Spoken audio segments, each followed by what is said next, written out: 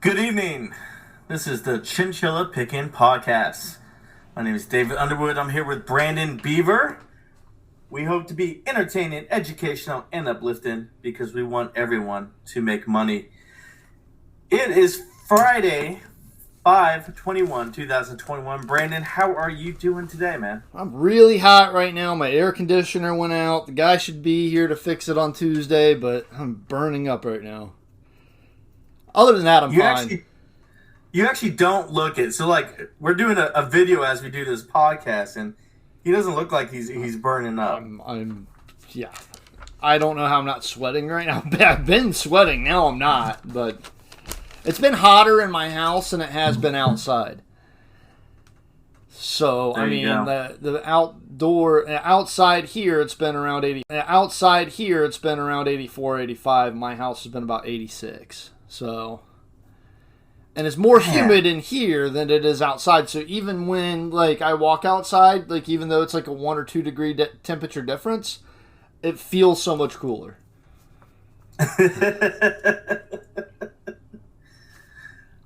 It did get hot all of a sudden and hit everyone. It's going to get worse this weekend, too. All right, guys. You guys didn't want to hear about us talk about weather. Maybe cicadas. I don't know. But we're here for stock and stock investments and financial news. That's what Brandon and I talk about. That's what we analyze. That's what we try to give you our opinion on and see where it goes. The rules are, here's the rules. Every week we go over the rules. Brandon and I get together 5 to 10 minutes ahead of time. We tell each other what we want to talk about. We do not discuss it. We just give the other person the topics. We get about 5 minutes. I think it was 5 minutes tonight. That's all we took to do a little bit of research on the other person's topics, kind of get our feet wet in it so we are ready to discuss it. And then we get right into it so that way you hear the most live interaction we can give you in the actual back and forth of the discussion. As always, one of us has to go first. I'm going to leave it up to you, sir. Go right ahead. You know what? I don't even, like, I was just thinking about this. We didn't discuss who was going to go first at the beginning. You go this time. I don't care. Copy that. Hey, that works for me. I love talking. So, here we go. I'm just going to space out for 10 minutes. So, no, I'm just kidding. Just wave at me when you're done. Now, hold up. I don't just go on a monologue. I ask questions. So you cannot space out for 10 minutes. All right. A couple things I want to cover, guys. Lately, the past 2 sessions, I've been talking about RIOT and Bitcoin. And I would like to address a couple things. First of all, I've consistently said make sure you lower your cost basis if you can, if you're not all in at this point in time, and try to get your cost basis lower.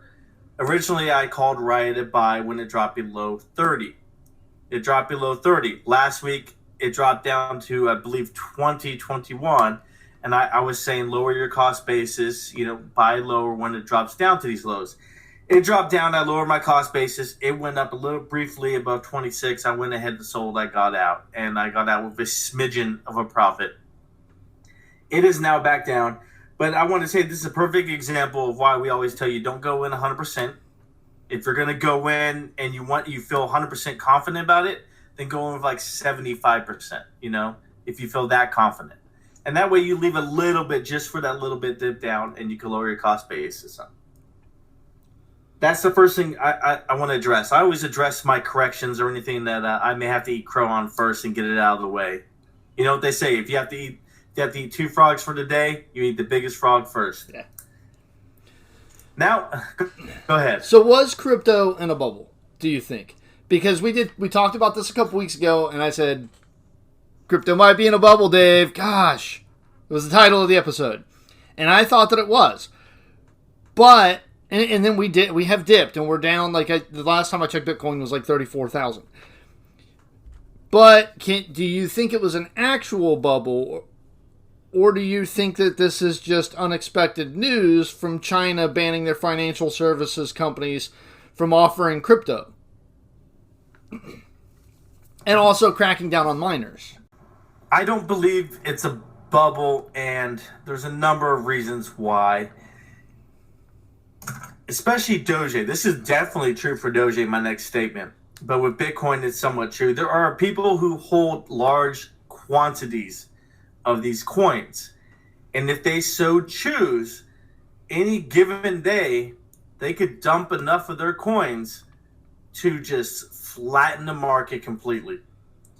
And if they do that just a little bit, say just dump a small portion of their coins, and they dump it just a little bit, the fact that there's so many retail investors in these coins with soft, jello, liquid hands, that the one little bit drop, and they're selling, sell, right? And that's what they do because that's their reaction. They don't have the forethought and the look forward to investment long-term view that I've always said Bitcoin should be.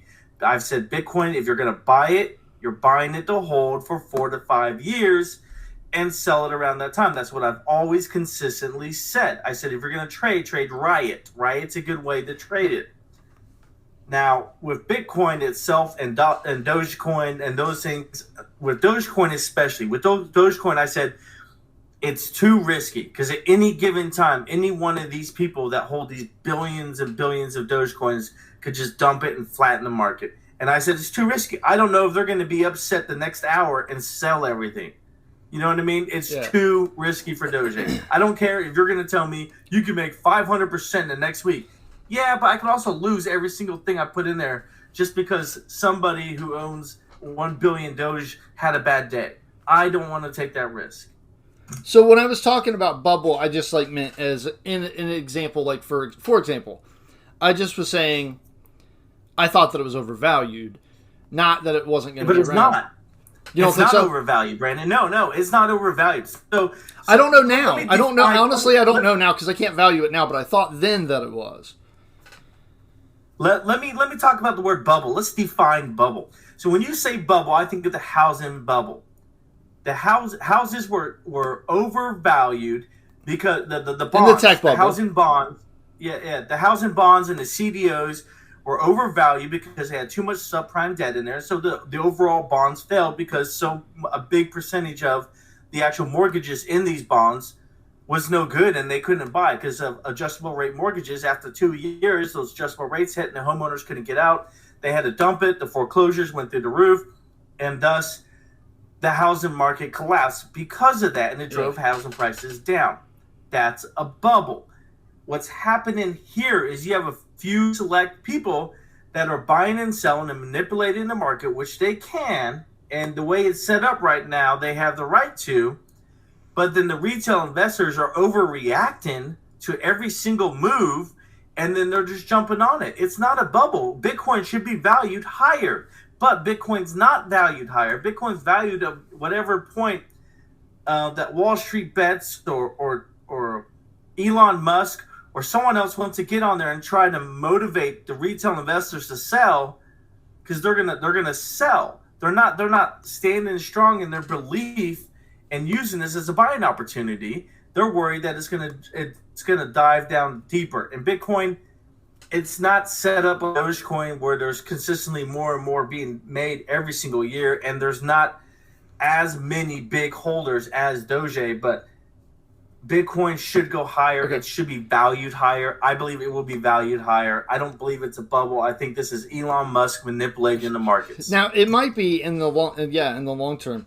Now, tell me if you think I'm wrong about this, because a lot of people think that like when the Fed does things such as quantitative easing and purposeful inflation of the dollar, and then people kind of leave bonds because of the quantitative easing, and they jump into the stocks and stuff like that first because they're trying to beat inflation and they can't do it with bonds, and so it kind of, some people think that leads to a stock market bubble in the end oftentimes. And my concern with Bitcoin and Dogecoin, maybe not at these levels, but at least back then, was that the Fed is, well, they're deflating the dollar, and you can't go into these other assets that used to be safe, so people were piling into Bitcoin to try to beat inflation. And I thought that may be pushing a bubble and the Fed accidentally pumping cryptos by inflating the U.S., deflating the value of the U.S. dollar and inflating prices. What the Fed was doing, yes, they were pumping up the cryptos, but they were speeding up a process that was already going to take place. It's the same thing the COVID pandemic did with digital and online ordering and online services. It sped up a process that was already in place. Now, if hyperinflation... And that's all they did. Yeah, and if hyperinflation comes about, then Bitcoin's going to go insane. Well, now, hold on. Now, you're sort of getting close to apples and oranges here. So, hyperinflation. That's inflation of the U.S. dollar is what we're talking about. That's where that becomes less valuable. That does drive stock prices higher in the short term, but it makes for a worse economy. Hyperinflation makes for a worse economy in the long term. Right. I don't know that it creates recessions and depressions in that regard. I don't think that it would make things worse for Bitcoin, though. I think people would jump into Bitcoin at that point. Because Bitcoin is not traded off any currency. Bitcoin is its own currency. Therefore, if you know the dollar is going to go down in value, you put it in something else, such as like Bitcoin, that will be a good investment. Put your money in. Then when the dollar comes back into value, you can switch it back, or you can move it back and forth. Bitcoin is going to be where you place your money instead of gold. That's why gold is not jumping up as much as it should. Gold should be going higher, but it's not. I did pretty all right. By the way, all those coins I bought last year, Brandon, they're already worth more money. I've already made money in 1 year off of just these coins I bought. I bought them for 20, 30 years in the future. I didn't buy them for 1 year, turn around and sell, but I'm profitable already on it, and I'm amazed by that. Yeah. I exited my GLD position, which, I mean, some people might say I shouldn't have done it, but I promised I would never talk about this company again on this show. But Alibaba, I thought that, like, for me, that's in the future, long term, there's more to make in Alibaba than gold. But so let's go into this, because you brought this up and you opened Pandora's box here, and now I want to discuss it. You bring up Alibaba. You bring up China's crackdown on financial services company. China's crackdown on Alibaba. China's crackdown on Bitcoin. China is trying to maintain control of the financial markets in China like it has for decades and decades and decades. But the problem is, in today's global internet system, it's harder for them.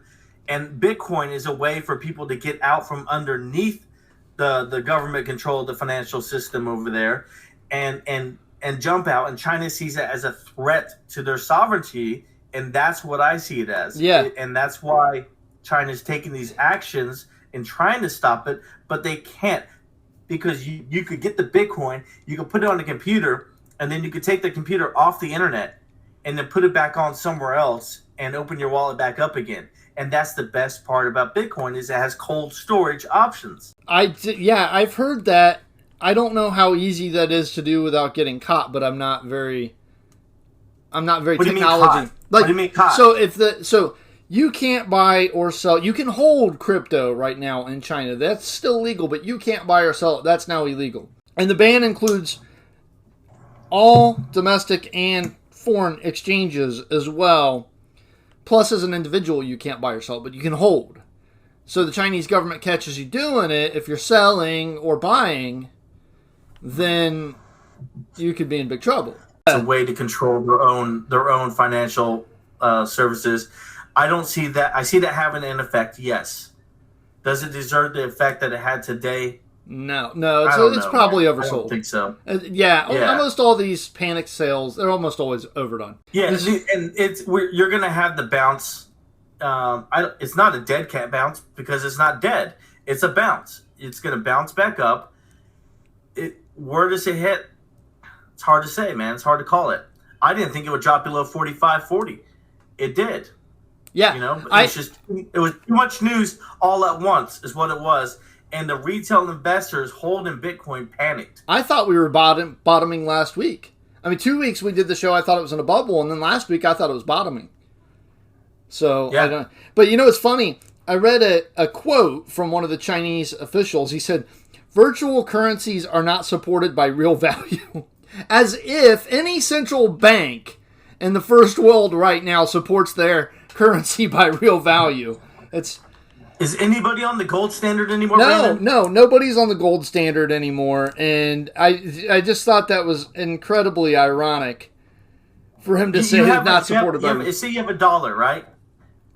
We've all agreed at what value this $1 is, and that's all it is right now. We've all communally, as a community, agreed of the value of that $1, and it's the same thing with Bitcoin. There's no difference.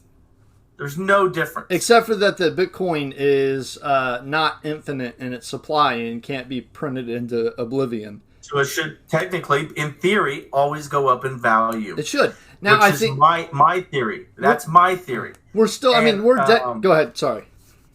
No. And I'm looking at it, at max, heading around $500,000 a coin. Yeah. And that's what I've called, but I've always said, I don't know how many years it will take to get there. Years. Let me preface it again. Years, guys. This is not happening tomorrow or next week. We're still very young in the cryptocurrency market, and in any young market, you have moves like this because the market is trying to value these things. They don't quite know how to do it just yet, but eventually it'll stabilize. Eventually, yes. And when you look at the percentage, people are seeing it like, it dropped 10,000. What percentage was that? Right, and how far up are we from the past 12 months? Right, was that a 20% move? How many stocks today had a 20% move? I can name a lot of them. I mean, come on, guys. 20% moves happen on big news.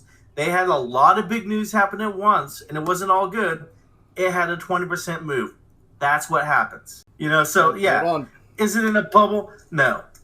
Is this just, is people with soft hands selling, getting out of their positions? You know what?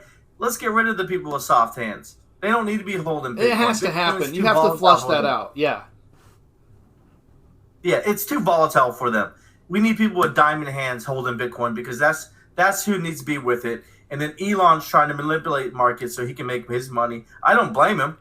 I'm not hating on the guy. Go for it, dude. If that's what, right now there's no laws against what he's doing. Go right ahead, dude. Play the market, play people. That's fine. Good for you.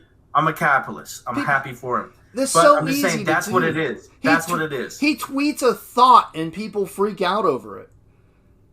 I tweet thoughts all the time. And, even if he says that he thinks that Bitcoin is hard on, bad for the environment, he did not say that he's selling Tesla's Bitcoin. And people automatically assumed that he was selling Tesla's Bitcoin. But he wasn't. You read too far into it.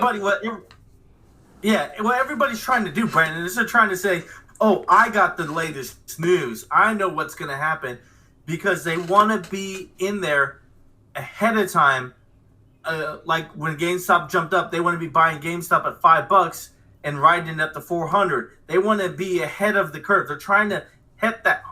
People are so emotional that they're trying to hit home run, a grand slam, instead of just sitting on the sidelines and hitting your base hits week after week after week after week and silently becoming multimillionaires. It's not hard, people. Stop trying to hit grand slams and stop trying to overthink the market. Stop trying to beat the market.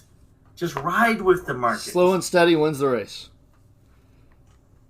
Yeah. Sorry, you got me on the soapbox. You're good. You just opened up a can of worms here. With the whole China thing, and is this a bubble? Is that not a bubble? Anyways. Soapboxes are my favorite. Moving on. Since we're talking about inflation, and you brought up inflation, and I believe that right now the way things are looking is we're heading into a possibility of hyperinflation, and a very good possibility of hyperinflation. One play you can make on this is a company called BHP.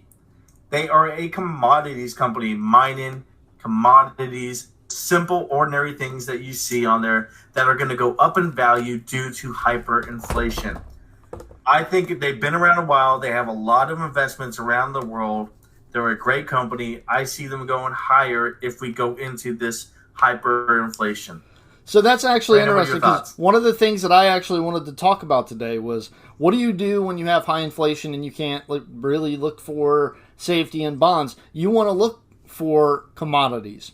You want to look at oil or gold or, copper, maybe to a lesser extent to gold, but in things like that. And I was actually looking for an energy company initially, but now that you brought BHP and I kind of took a glance at it, and to my glance, it looks good. So I'm going to go further into BHP and see if I want to buy this thing, because it does look like a good company. It's not as overvalued as some of these energy companies are right now. We talked about like a couple weeks ago about how these commodities, they're traded with the US dollar globally, right? So the first thing that you see increase in price are commodities, so they're inflation hedges. Exactly. So that's what I think you need to be doing. You look at energy, you look at commodities and things like that. I think you'll be better protected. Yeah, exactly. And that's what I was thinking. Exactly. You hit the nail on the head. I don't think I need to say much more. If the inflation happens and the dollar devalues, these commodities are going to go up in cost and price because they're traded off the U.S. dollar. So that means it takes more dollars to buy them. Thus, this company is going to make more dollars in return, and you're going to see them go up in value. Brandon, I wanted to talk about piggyback on the inflation. Is that I was in the grocery store the other day, and I saw the prices of multiple items in the meat section up in cost from just a month ago. In just 1 month, my local supermarket has raised the cost on a lot of meat options. And it just makes me wonder, where else are we going to start seeing these inflation numbers? Gas prices have already gone up. Other places have gone up. Everybody is excited about having more opportunities and the government pumping more money in, but they're not looking at the cost that we're starting to see, and they're raising the price of everything. Who cares if you got an extra $1,000 if it's now $1,000 for a gallon of milk? I couldn't care less. I would rather you keep $1,000 and milk stays at $2. Yeah, it's in a way like thinking of it like that. Like, oh yeah, I have $1,000, but your wealth hasn't really gone up because it's devalued anyways. I heard somebody a couple weeks ago. This might actually be old, but I heard somebody say, "Well, I must be getting stronger because it's never been easier to carry $100 of groceries." It's like, that's kind of like your eyes not looking at the right thing, right? Like, no, your muscles aren't getting bigger. That's getting more expensive. Everything's getting more expensive in the past few months, man. They're raising prices across the board, and people they're doing it incrementally. Some people aren't even noticing it, and then all of a sudden one day they're gonna realize they got pay raises at work, they got extra money coming from the government, but yet they're still not getting by, and they can't figure out why. Mm-hmm. And they won't be able to figure out why. It really hurts the people who aren't getting pay raises at work, like the elderly, people who are on pensions and income that doesn't move with inflation. And it really hurts the poor, man. I mean, because they're barely getting by as it is, and when you raise prices on the basic needs that they need to get by, like milk, eggs, gas, things of that nature. I mean, just coffee. I mean, it makes it harder on them. It really does. This is the biggest contributor to the income gap. When everybody talks about the gap between the rich and the poor, this is the biggest contributor, is Fed-guided inflation. It always is the biggest contributor. People don't look at it like that. I'm going off on a tangent, so I'll stop myself. You are going on a tangent. Let's bring it back in. Yeah, let's bring it back in. BHP, inflation hedge. I recommend buy it. Here's my if. If inflation continues going higher, BHP is a solid buy. Agreed. All right. Next thing I want to go into, I have two more stocks I want to talk about, then I'm going to end with one more comment. Next stock is, as we go back into a more normal setting, this is not I guess you could say it is a reopening trade, even though it's not directly related to reopening like restaurants and retailers and everything. It's a trade of going back to normal and companies going back to doing what they were doing pre-COVID. So Virgin Galactic. I know Wall Street Bets made a call on this today. I'm making a longer call. I'm not doing hey, let's make a quick 200% on this in this week. No. I'm looking for this to go up over the next few months, just because Virgin Galactic is going to start putting money back into that, start investing into it again, and start trying to grow that they were looking at it as consumer, as travel, as tourism, as we venture more out into space, as Elon Musk starts to colonize Mars, as things like this start to happen, Virgin Galactic is a good play. Because right now we're using SpaceX rockets and systems to go out to international space stations. It's becoming more privatized. You're seeing more corporations get behind this. Are we going to see the privatized space system that we saw in the movie Alien? Is this what we're going to see? Privatized space? Is this where we are headed? I don't know. I don't remember really what happened in Alien, but I'm certain it's probably not going to be as evil as they made capitalism and privatizing out to be in the movie. Who hasn't seen Avatar? That was a private company in the movie that paid for us to go out there and mine those ores and blah, blah, blah. I know it's fictional. I know it's just a movie. But is that where we're headed, whereas corporations are paying for the exploration of space? I think so. It should be. I hope so. I hope so. It's working. It's working a lot better than NASA. And I'm going to be a little bit more careful with that, with what I'm saying. But, we're well past the point, I think, now of there's ice on Mars and somehow that seems to matter to everybody. Now we're actually getting to the point where we might actually be going to Mars at some point as people. With people, yeah. Here's the thing. I don't trust the government and I don't really trust corporations, but I do trust corporations to maximize profit. So at least their intention when they're trying to do something. With governments, you kind of don't know the intention. So I would prefer SpaceX and Virgin Galactic and those companies lead the way into Mars and the Blue solar Origin. system. Yep, and Blue Origin as well. And I look at this and I see on the weekly, the daily chart, we're a little bit overbought because of the Wall Street bets thing. You might get a little bit of a pullback in the next couple days. You might not. I don't know, but you probably will get a little bit of a pullback. But the weekly chart for me, I'm looking at the MACD. It's starting to flatten out and go back up a little bit. RSI is still a little oversold. On the weekly chart, I think you buy now and you can hold for a couple of months, and it looks like it would be a good trade. Right, I believe so as well. Looks like a good trade. Something to swing trade here, guys. It's definitely one to look at, if nothing else. Remember, don't go 100% in. Save some money for when it drops down. You can lower your cost basis, and then you can sell and get out of it. My last stock I want to talk about, I'm going to be really quick on this one because you and I both know this stock like the back of our hands. We've watched it for years. We've traded it at least 3 billion times. Well, for me, I have. Brandon, I know you've traded it at least once. NVIDIA announced a stock split coming up, and I believe it's a solid buy ahead of stock split. Stock splits usually are good for most companies, and you usually see an uptick in volume due to a stock split. Do you agree? Do you not agree? I agree. I totally missed this news until you brought it to my attention. I have no idea how I missed the fact that NVIDIA is going to be buying or splitting their stock. I mean, I listened to CNBC today. I did my kind of thing where I turn on CNBC for 10 minutes and then I listen to music. Or I turn on a stocks audiobook or something like that.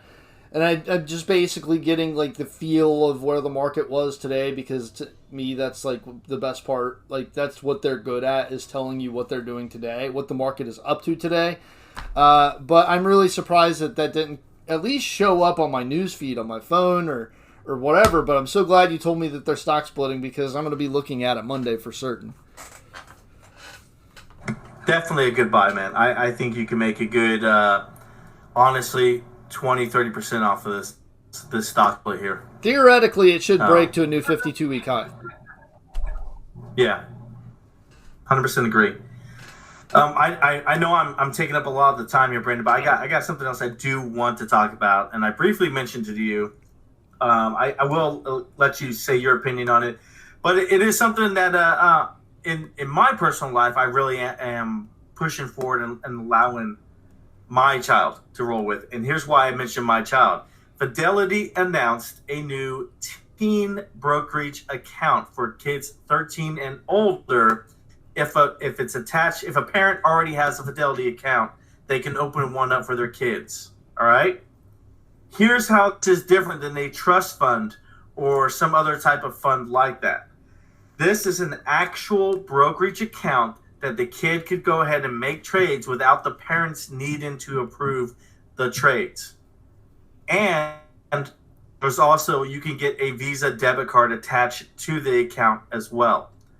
Why I like this, it allows teenagers the opportunity to dip their toe into the water of trading and investing and managing a checking account while they're at home and they don't have a lot of money. Now, for parents, if you're worried, they don't allow you to trade derivatives. That's good. It's just stocks. So no options. And yeah, no options. And they can't get margins, so they can't go in debt. That's good. All right? They're only going to be able to trade with the money they have. So those are the two good things I know every parent would like to hear, because that's something I looked into. So I signed this up for my kid. I believe it's an opportunity for them, because here's what I believe is going to happen, Brandon, and I believe the majority of the kids will probably have a loss of some sort for their first few trades, but I believe it's going to be a good opportunity for them to learn that, hey, this trade in stock market thing is not easy. You can't become a millionaire in 2 months. And the only way they're going to learn and believe it and really learn that lesson is by doing it. And I believe this is a safe way to allow them to make those mistakes in the market and invest in. And that way they do it with maybe just $40 or $50 and not when they become adult in the workforce for $5,000. Yeah, they're doing it at a time while they're young. They've got their entire lives ahead of them to make that money back that they lose. They can afford to be a little risky. But, you know, there is going to be that downside that people are going to say, well, it may encourage, gambling addictions and stuff like that. There's going to be a small percentage of people that have that problem. But overall, I do think it is a good thing. Of course, this isn't, like some sort of like teaching moment that they're just trying to get new clients. They don't really care if they... Right. Sometimes, I mean, they want you to stay in it, but they don't really care if you make or lose money because they make money either way. But... as far as this goes, I do think that, the earlier you can get into it, the better. I really wish I would have been into it when I was younger. A lot. Right. And I honestly, now, I do want to say this again. This next statement's my personal opinion, is that it is up to the parents to use it as a teaching guide and guide your kids in the right direction and teach them how to properly trade and invest and not be risky and gambling with your money, but actually look into companies and look for opportunities for growth and show them the correct way to do that. That's what this is an opportunity for. I'm all for it, as long as the parents are able to spend the time to guide the kids and give the advice. I believe that it's a good thing. Yeah, me too.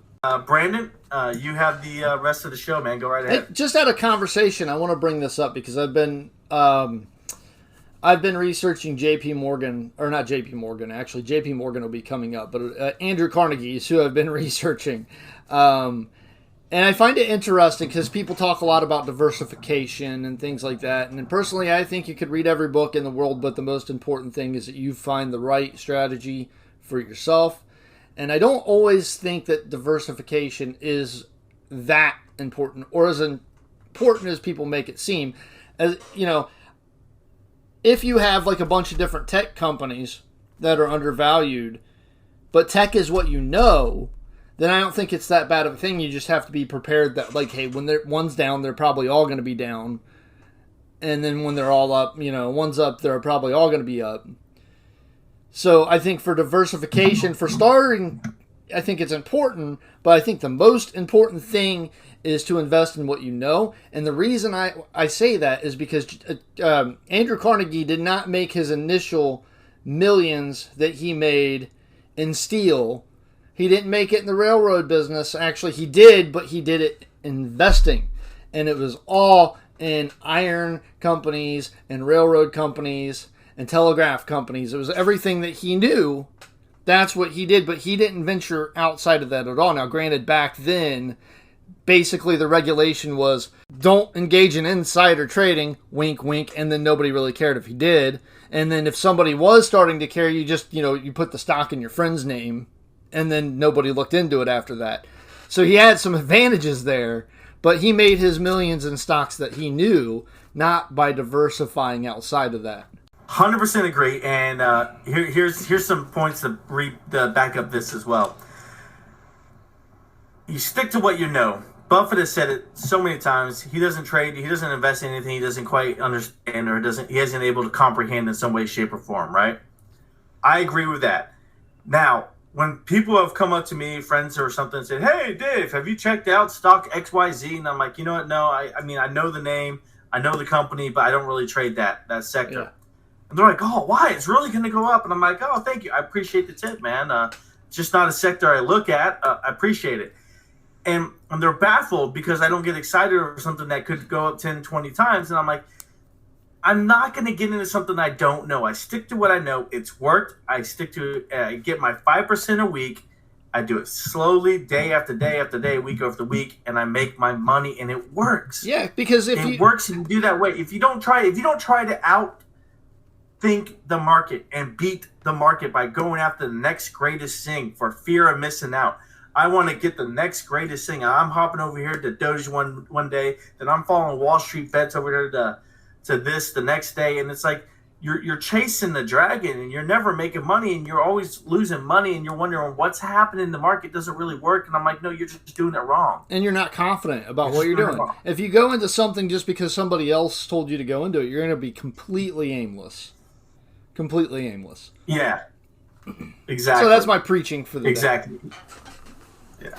Go ahead. That's my preaching. Preach on. That's my preaching for the day. So I do want to get into Tencent earnings real quick because the company Tencent in China announced their earnings over the past week, and I really, really, really like this company. It's a very big company. It's a conglomerate. It's like if you took Berkshire Hathaway and time out. Did you say conglomerate? Conglomerate. All right, guys. Everybody. Brandon Beaver is from Ohio.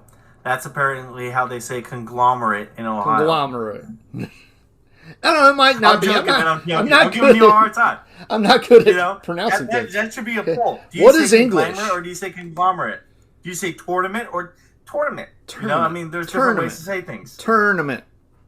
You say tournament. All right, cool. So, as far as earnings per share goes for the quarter, they did miss. The expected was 55 cents a share. Actual is 53 cents a share. So a little bit of a miss there. Revenue they beat on. Revenue was expected at $20.79 billion. Actual was $21.02 billion. They had a 25% increase in revenue year over year, which I thought was phenomenal because a lot of this revenue comes from the internet and gaming, and China has been out of lockdown longer than we have, so to have that 25% increase in revenue year over year I think was a big deal. Operating profit $6.5 billion. That was a 20% increase year over year. They've had $3 billion in portfolio investment gains. They've got a 46% gross margin. Like I said, they are a conglomerate, sort of like Berkshire Class B or Berkshire Hathaway. But if Berkshire was a Chinese tech investment company, if you're looking to go... Yeah, I was about to say, hold on, they're not a financial company, are they? Yeah, they're a tech company, correct? They've got some financials, so they've got WeChat Pay, for example. Okay. So you can pay, if you... WeChat, for example, this is a social media app. It's like Facebook and Amazon all rolled into one, and they've got their own financial... WeChat Pay rolled into it, sort of like Alipay Express or PayPal here. I think personally, like if you're looking at like, oh, should I get into the ARK investment, ARK ETFs or anything like that? Personally, I would prefer you rather actually just to go into Tencent because it's kind of that, but Chinese, and it's conglomerate and it's a lot more hands-on than an ETF would be. Are you not concerned with this as the same concern you have with cryptocurrency and Alibaba Financial Group? No, because I Why? believe because they have come down so far in value that I believe that this is a better buy right now. It's already come down. This was in the $100 range. We're in the $75 range right now. Price to earnings ratio right now is only around 32. And that's not the forward, that's the trailing. I mean, and if you look at, like, this is just such a big company, man. Just like Alibaba was. This is the largest gaming company in the world. 5th largest internet company in the world. They own WeChat. What video games do they have? So they own the Unreal Engine, okay? So they got 40% of the company, actually, that runs the Unreal Engine. And, I love Unreal Engine. Yeah. So if you look at the gaming company, that Unreal Engine, that is... What is the name of the company? Let me find it real quick. It's okay, because I love Unreal Engine. They do a lot of VR games. They're big and heavy into VR, and I believe that's where the future of this is going.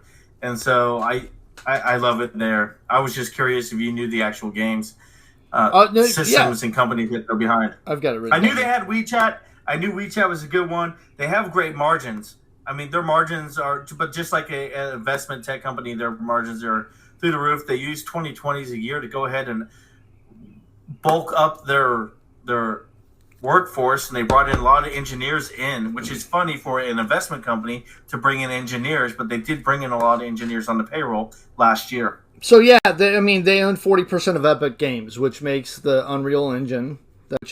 That's games like, Gears of War is one of them. Fortnite is another. Okay, so WeChat has 1 billion users.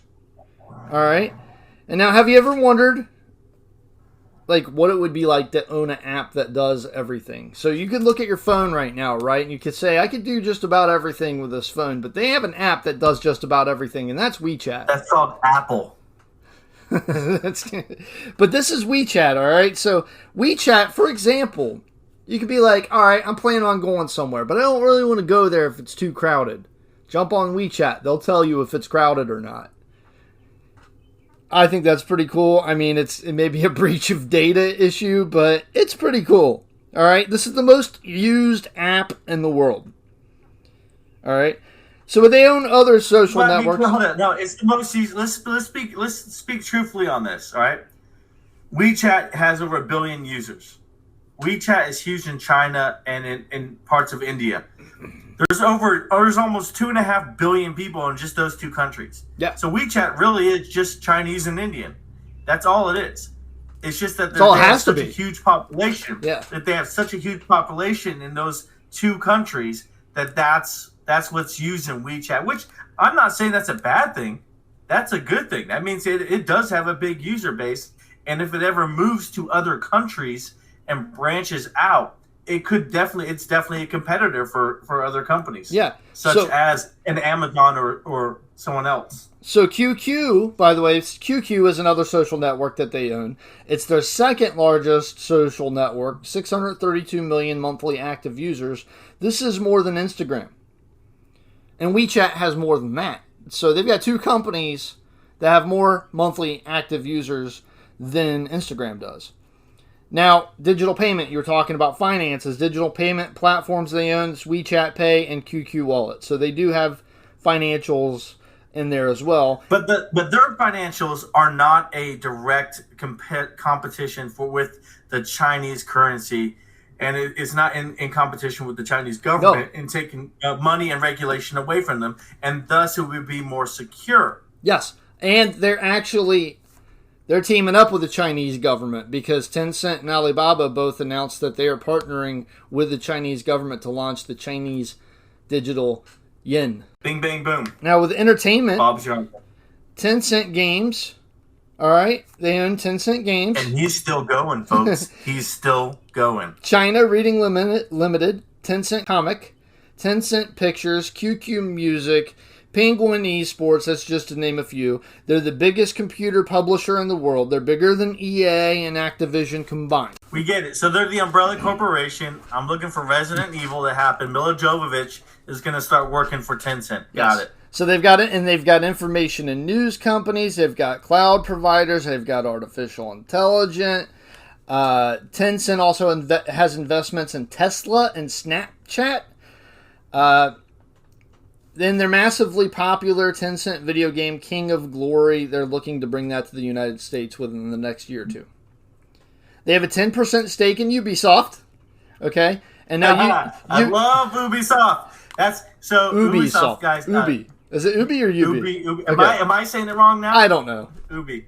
What are words? Who knows? What are words? Microphone. Yeti. Isn't Yeti part of Ubisoft? The microphones? So. Yeti microphones? I think it is. I think so. The microphones we use on this podcast right now. Probably. I don't know about that. Now, this 10% stake, the Ubisoft executives have actually been frightened by this. They've warned investors that this may be a potential hostile takeover signal by Tencent. So we'll see what happens with that. Now, we were talking about Epic Games. Okay, you asked me what games they make. So this is games like Gears of War, Fortnite, Batman Arkham City, and there's more. There's a lot more. And I've heard from game developers, guys on our Discord and stuff like that say that the Unreal Engine is absolutely phenomenal. Now, this thing is down 19. It is. Oh, dude, Unreal Engine, my favorite VR games made by Unreal Engine. Unreal Engine has great graphics, great storylines. It's picturesque. Love their games.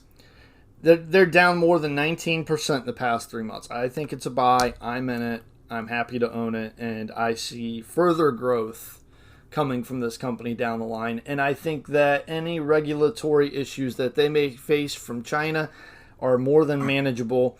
Honestly, to be truthful with you, I think personally that the regulatory issues that came down on tech came down mostly because of Jack Ma's comments about the Chinese government, and that's why Alibaba got hit the way that it got hit, and the way Jack Ma, that's the reason why he got hit the way he got hit. I think everybody else is going to get kind of a slap on the wrist. We'll see if I'm right. That's speculation, but I think that's true. He thought he was bigger than the government for one moment. Yeah. Yeah, and that he paid for it.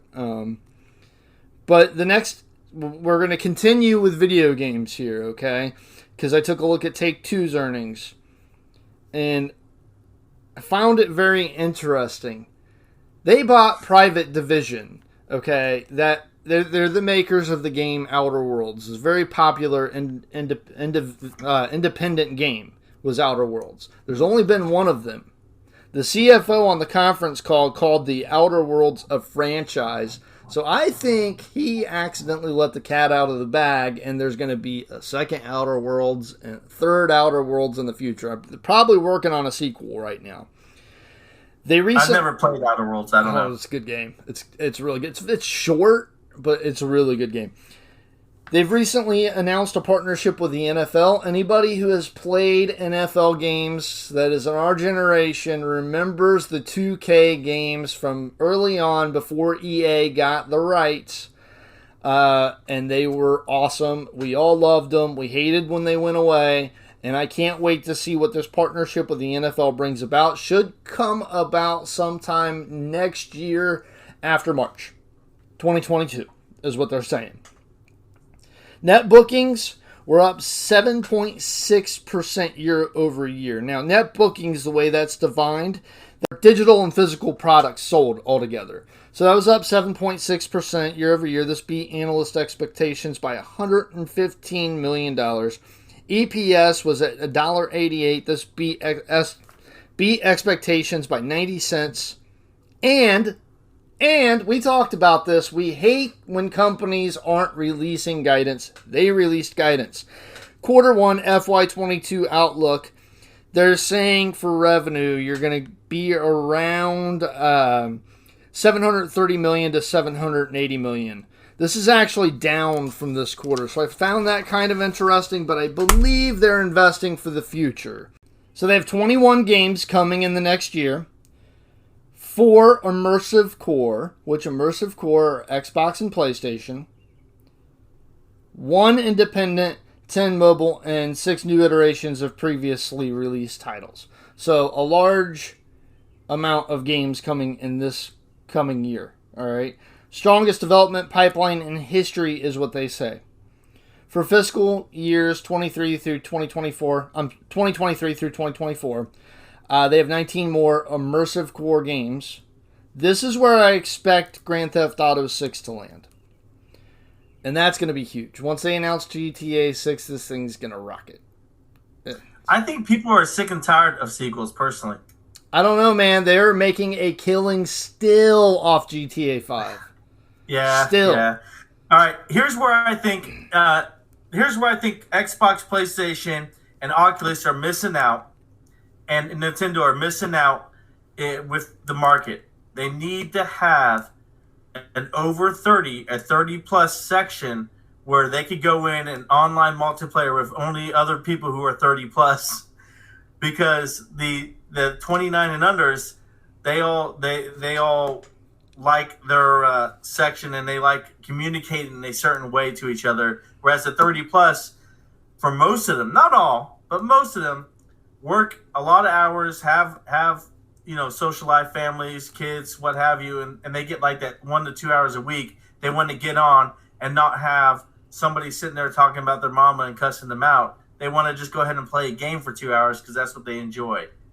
And they're missing out on creating a 30-plus age group from online multiplayers. The most fun online game I've ever played in my life is GTA 5. Red Dead 2 is getting there.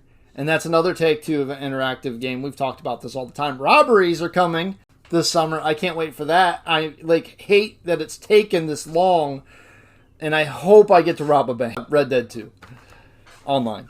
There you go. So as far as the stock goes, I think this is fairly valued. It's up 13% for the week. So I mean, I still kind of want it to pull back a little bit if anybody's going to buy into it, but I do think it's safe just because GTA 6 is coming down. If you're going to buy this thing, you're going to hold it for years and wait for, maybe GTA 6 to be announced, and then you can sell it then, or, whatever, and you can hold it even at this point. I do think it's fairly valued, though, so I don't think you're going to really beat the market with it. Awesome, man. So, if you're worried about inflation, guys, BHP is your play. If you're looking for reopening, things going back to what they were pre-COVID, SPCE, Virgin Galactic, is your play. If you're looking for what I'm calling, me personally, I'm not saying Brandon is as well, but I am, a solid guarantee, 5 to 10%, NVIDIA is your play. Tencent, Brandon's calling Tencent. Bye. He made the case. I believe you made a strong case today. You covered everything they're in. They're a great investment. They're like an ARC, but I believe better from what it sounds like. That's what we covered today, guys. We covered a lot. If you have kids, you have teenagers, look into the Fidelity Teen account. Make sure it's right for you and your situation. That's all I got. Brandon, final thoughts?